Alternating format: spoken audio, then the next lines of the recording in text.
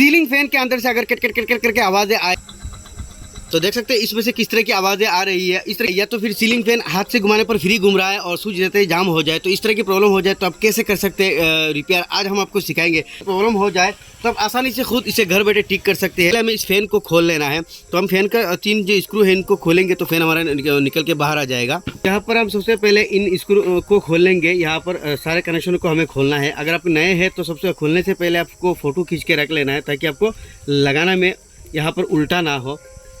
तो हम यहाँ से इनको खोल लेते हैं शटर और इसकी कवर को जो है खोल लिया है। जो डंडी है ये खुल जाएगा। मैं डंडी को जो है बाहर निकाल लिया है। इसको स्क्रू को खोलेंगे, इन स्क्रू को खोलेंगे तो हमारा फैन जो है खुल जाएगा। खुल गया है और इन वायरों को इस तरह से सीधा कर लेंगे, नहीं तो ये वायर हमारा जो है कट जाएगा। और अभी देख सकते हैं ये फैन आसानी से खुल के बाहर आ चुका है। और इसका प्रॉब्लम यही होता है, अगर आपका इस तरह की प्रॉब्लम हो जाए तो फैन आसानी से खुल के बाहर आ जाएगा। तो ये साउंड क्या होता है, ये जो हमारा रूटर है देख सकते कोयल, यानी ये जो कोयल है इसकी इस रिंग के साथ टच होता है। देख सकते हैं यहाँ पर घिसा हुआ है, पास आके दिखाओ तो देख सकते हैं इस रिंग में यहाँ पर घिसा हुआ है। तो ये इस रिंग के साथ ये टच होता है घूमने पर, यहाँ पर नहीं है, सिर्फ यहाँ पर ये टच होता है, जिसकी वजह से इसमें से कट कट करके आवाज़ आती है। तो ये होता क्या है, ये जो रूटर है हमारा देख सकते हैं, ये जो शाफ्ट है इस रूटर का, ये शाफ्ट यहाँ पर ढीला हो जाता है, यानी इस तरह से प्ले हो जाता है, जिसकी वजह से जब फैन घूमता है तो ये साइड लेके इस तरह से इसमें टच होके हमारा साउंड आता है। तो इसका प्रॉब्लम जो है, सबसे पहले आपको यहाँ से हम इसको निकाल लेते हैं, ये बाहर निकाल लेते हैं तो आपको दिखाएंगे। यहाँ पर कोयल इस तरह से रहता है और ये देख सकते हैं ये रूटर जो है प्ले हो चुका है, जिसकी वजह से यहाँ पर ये साइड लेके इसमें टकरा जाता है। तो हमें क्या करना है, सबसे पहले देखना है ये जो बेयरिंग देख सकते हैं, बेयरिंग हमारा नीचे से खुल के बाहर आ चुका है, यानी बेयरिंग यहाँ पर लूज है। यहाँ पर ये बेयरिंग हमारा यहाँ पर भी लूज है और यहाँ पर भी लूज है। तो दोनों लूज को हमें टाइट करना है।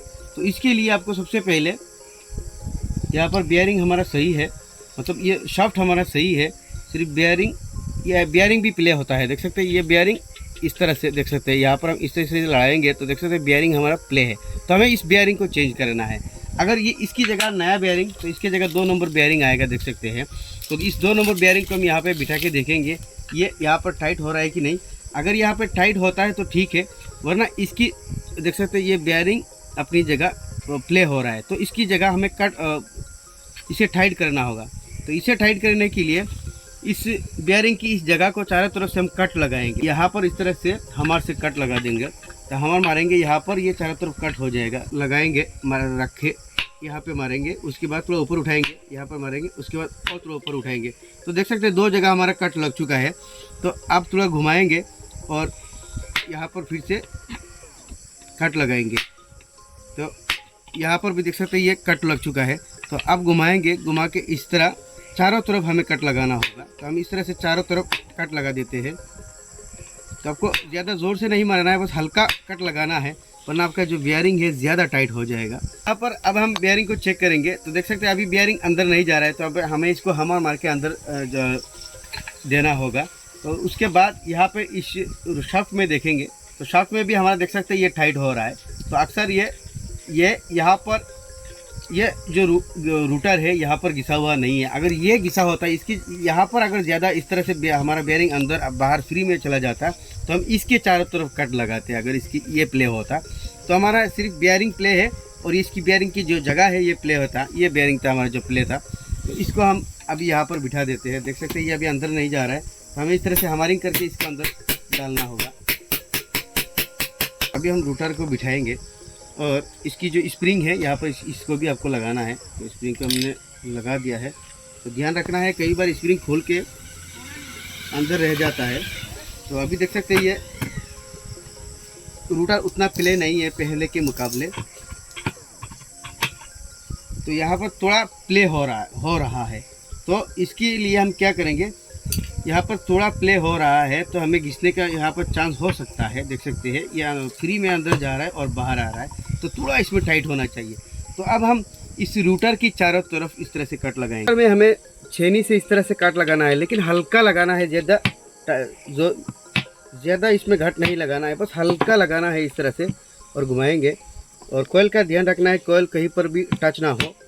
तो इस तरह से इसकी चारों तरफ थोड़ा थोड़ा हम कट लगा देंगे, ज़्यादा नहीं लगाना है, बस हल्का।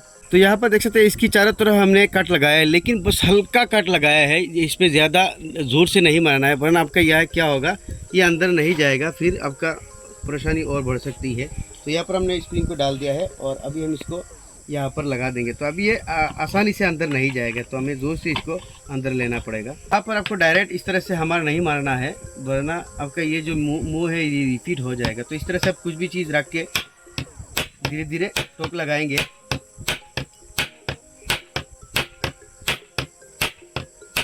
देख सकते हैं ये कॉइल जो है अपनी जगह चला गया है। तो अब ये जो प्रॉब्लम है घिसने का, ये नहीं आएगा। तो अब हम इसको लगा देते हैं। और यहाँ पर और एक चीज़ आपको ध्यान देना है, ये जो ऊपर वाला बेयरिंग है और ऊपर वाला बेयरिंग की जगह यहाँ पे, इसको भी आपको चेक करना है। अगर इसकी जगह आपका घिसा है तो भी आपका प्ले हो सकता है, या तो फिर इस तरह से साइड में टच हो सकता है। ऊपर वाला ढक्कन को लगा के चेक करेंगे कि हमारा ऊपर का बेयरिंग की जो जगह है ये लूज है कि नहीं, ये लूज है क्या। अगर ये लूज होगा तो इसकी जगह भी हम कट लगाएंगे। तो यहाँ पर ये लूज नहीं है, यानी अंदर आसानी से नहीं जा रहा है। तो ऊपर वाला जो जगह है ये हमारा सही है। तो ज़्यादातर नीचे प्रॉब्लम होता है। तो अभी हम इसको लगा देते हैं। इसको लगा दिया है और अभी इसका हम स्विच ऑन करेंगे और देखेंगे कि इसमें से कोई भी साउंड आ रहा है कि नहीं। तो देख सकते हैं इसमें से अभी कोई भी साउंड नहीं है, पूरा साइलेंट है, देख सकते हैं।